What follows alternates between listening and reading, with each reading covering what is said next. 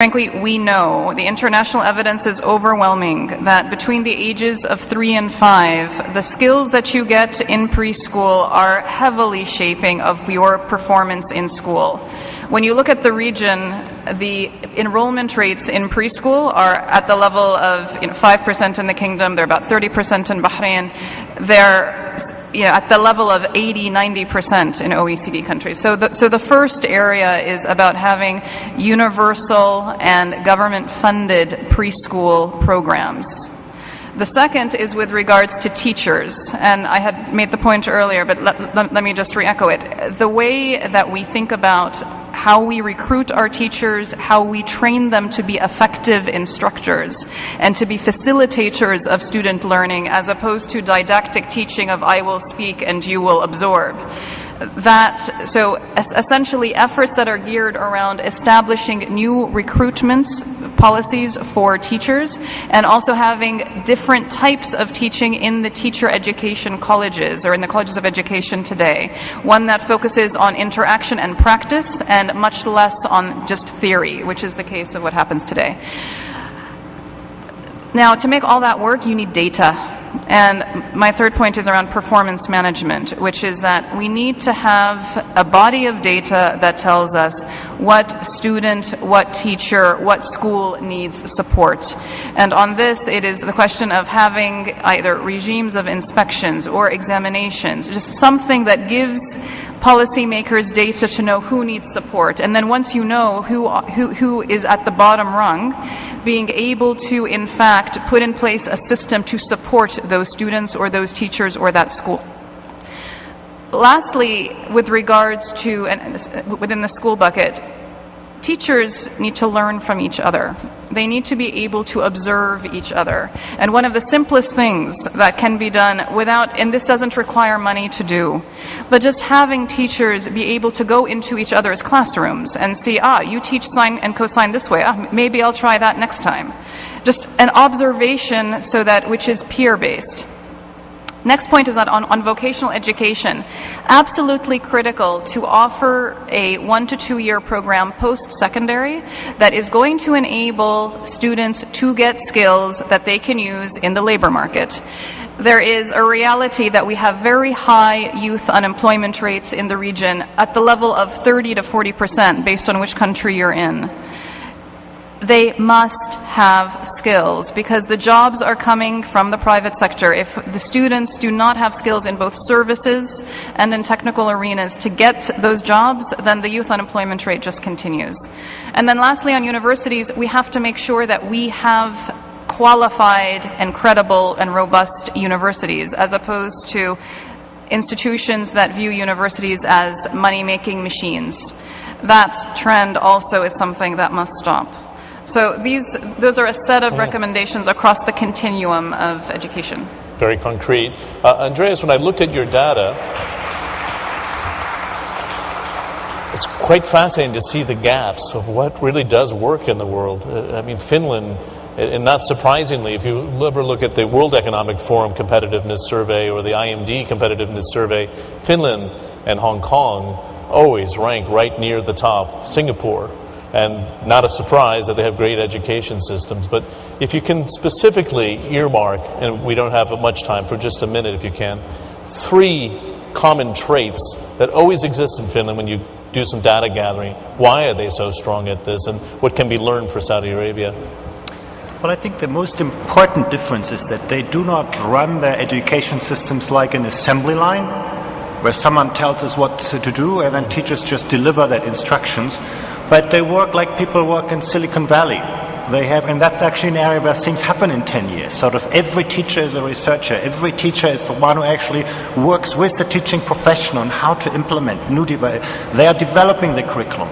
They get the best people into the profession not because they pay them high salaries. Actually, teacher salaries in Finland are so-so, but they get the people into that profession because it is a knowledge-rich profession where people learn with each other, learn from each other, develop further. I mean, and another important aspect, I think, probably the one I would always start with, what Finland has done at the outset of the reform, set ambitious targets. They have not said, well, how can we become a little bit better?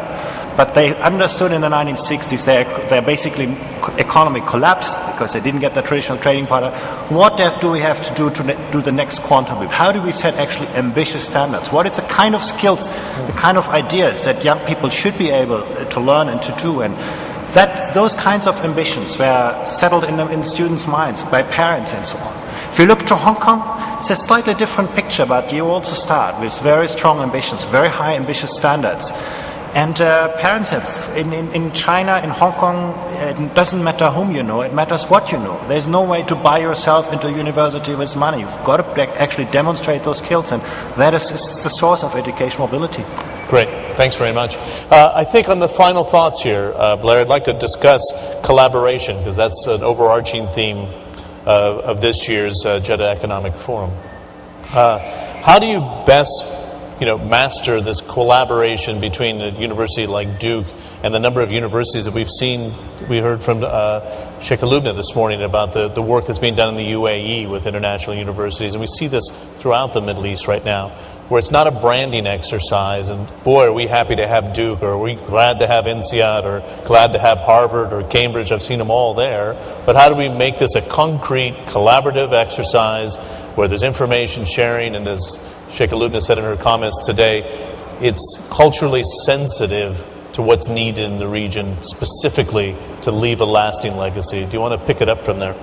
Yeah, I mean, I think you hit an important point, which is anyone who chooses to collaborate from the outside the region actually has to have the humility to believe that we can learn things from the region. And I think that many institutions don't start there. If I could just play off of the observation, there's a sense of poetry in learning, a sense of connectedness and soul in learning that many Western institutions have lost.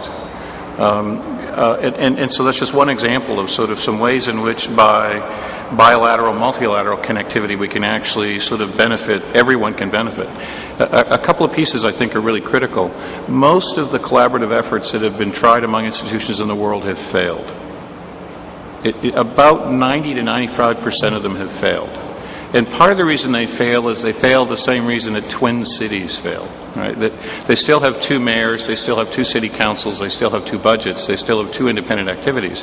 So piece of what you have to do is actually find a basis of collaboration where actually there is a thing you're doing collectively that separates you from your parochial institutional interest. And then the third is that you actually have to take joy in the other's success.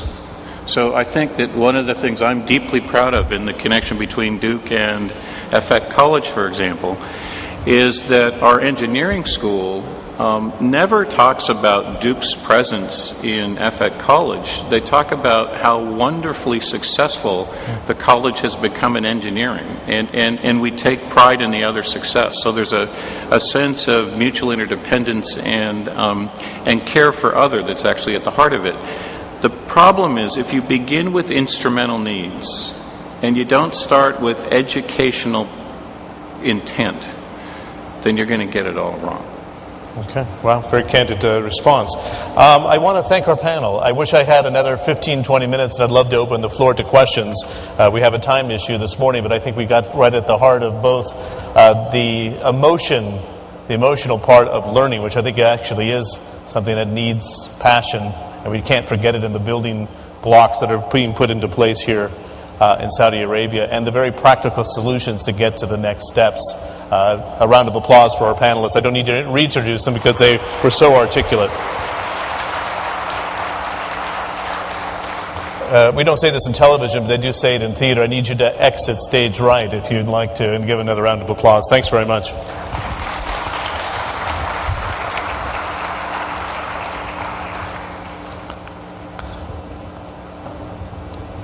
Our next speaker, for those in Saudi Arabia, really doesn't need introduction, not because he's a distinguished Minister of Labor, but he's a very well-known liberal politician, a technocrat, has all that training, institutional knowledge in the private and the public sector, a well-known intellectual, and really well-known for his poetry and his work writing books. He's an incredibly respected man, carries a great deal of presence when you meet him. Dr. Al-Ghossabi attended the University of Cairo and received his law degree in 1961. He moved to the United States when he completed his MA in International Relations from the University of Southern California. So we share something in common. He's a USC Trojan, if you know what that means. That was in 1964, and obtained his PhD in law from the University of London in 1970. It's all part of that collaborative process of information sharing from the Middle East into the UK and the US, which we hope continues for the next quarter century, despite all the development that's taking place here. Let's give a warm welcome to Dr. Ghazi Abdul Rahman Al-Ghossabi.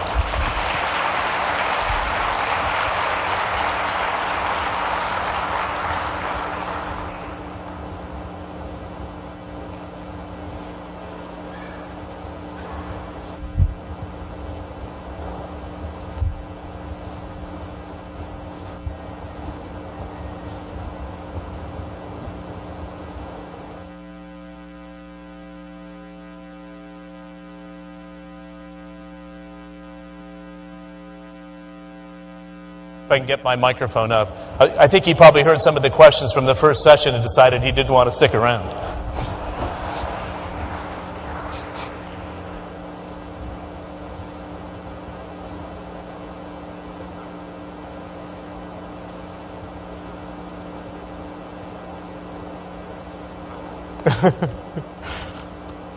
Nice to see you. Thanks for coming in. Did you want to sit down, I think, right? Good. Please. You can sit in the center, I think is best, yeah? You come on over, 2 more chairs. And make yourself at home, please. Yeah.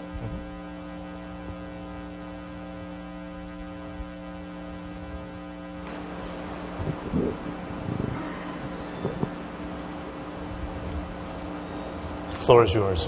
I thought you were going to you already introduced me? I did. Okay. In fact, your resume is so rich and full of culture and praise. I was going to almost describe you as a rock star here because I said, oh, we can't wait to hear from him. But if I did it yet again, it would be a bit over the top. The floor is yours, though, please. Well, if you introduced me, how come there was no upload?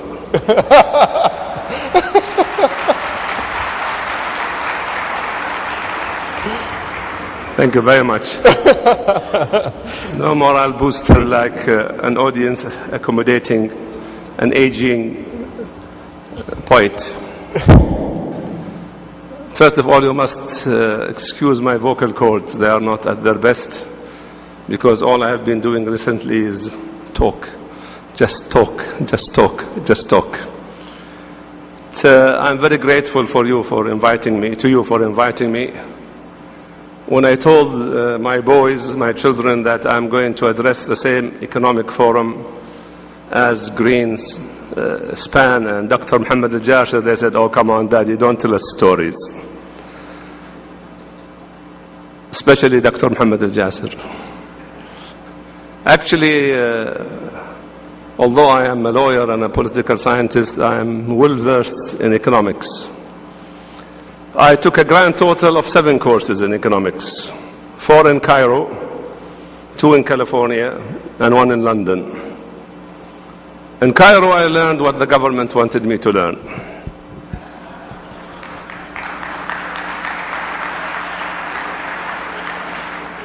Very bad medicine.